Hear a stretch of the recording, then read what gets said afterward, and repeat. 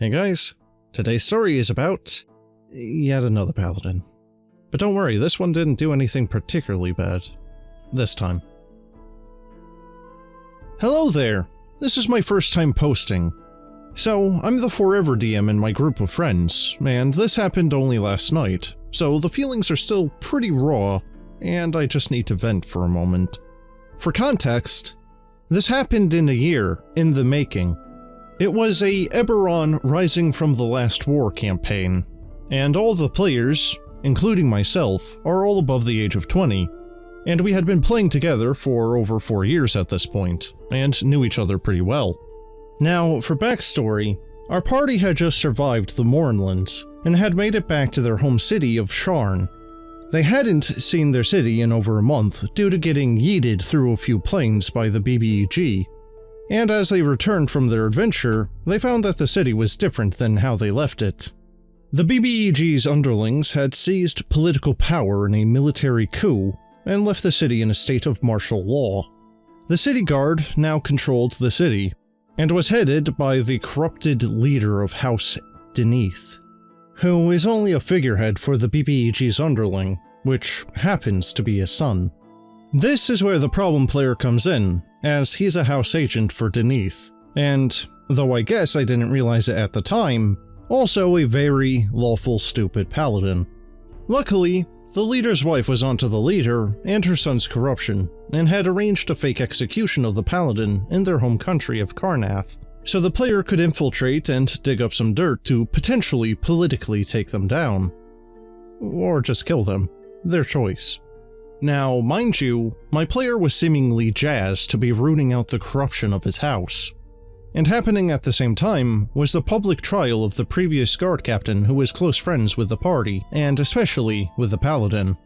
I had it set up so that, due to corruption, he was to be executed in a week, and it was up to the party to try and save him in whatever way they could think of, politically or otherwise. That was their mission, and I wanted to give them as much creative freedom as possible to solve it. On their first day back home, our party split to work on some personal project and explore how the city had changed. Our artificer was busy repairing a magical item. Our Warforged ranger was checking the cogs for a missing Warforged friend of theirs. Our investigator rogue was busy checking files in his office for info on the now corrupt leaders with his partner. And that just left our meme of a bard and our lawful stupid paladin walking the streets heading to the main guard tower to potentially get some more information on where the previous guard captain was being held. Now, our paladin was supposed to be dead in the eyes of his own house, and the player made the choice to only wear a hood to protect himself from the rain, leaving his very distinct armor visible. And as they were walking, the bard was keeping an eye out and noticed 2 Denith guards pass them and pause, and doing a double take. As a DM, I was thinking, oh, this could be a perfect opportunity for the bard to play her silver tongue and weasel her way out of this, or at the very least, power walk away. But no. The guards told the pair to halt and said that they had a few questions to ask. The paladin said, "Of course," and walked right up to the guards. Strike 1. By the way, the bard even at this point was confused, and trying to tug the paladin into walking away. The guards were asking about their business, and the bard, bless her heart, was frantically trying to talk her way out of it. One of the guards asked for the paladin to lower his hood so he could properly see his face. The paladin, being ever so lawful, followed orders, revealing his supposed-to-be dead face to the guards. Strike 2.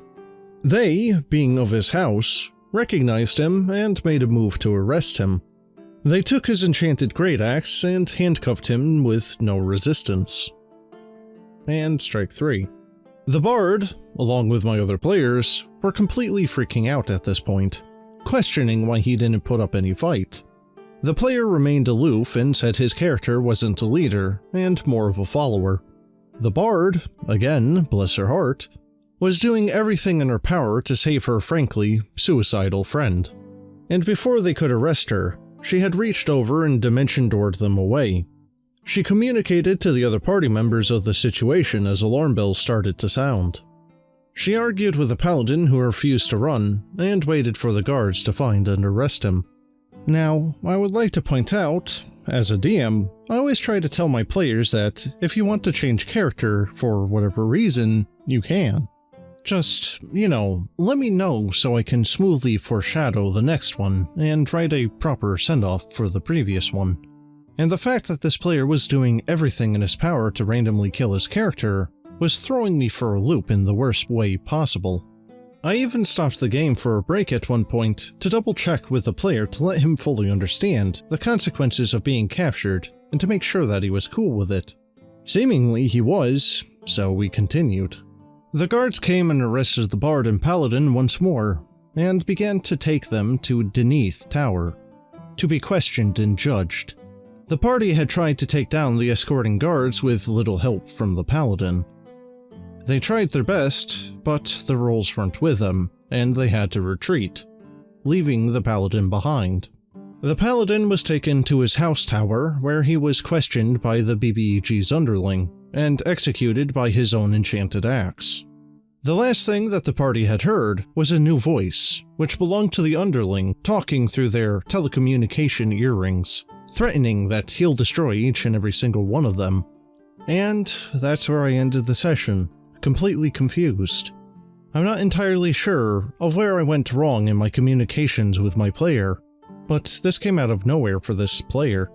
I had set up the plot with multiple quest hooks, especially for his character, and he just gave up before we really even started. After the session, I asked why he didn't want to play his Paladin anymore, and he stated, "I just couldn't think of anything to do to stop the BBEG's underling or save the previous guard captain." I've known this player for years, and yes, he's always been a bit more passive of a player, but I wanted to give him a little bit of a spotlight. Did I push him too much? Did I overwhelm him?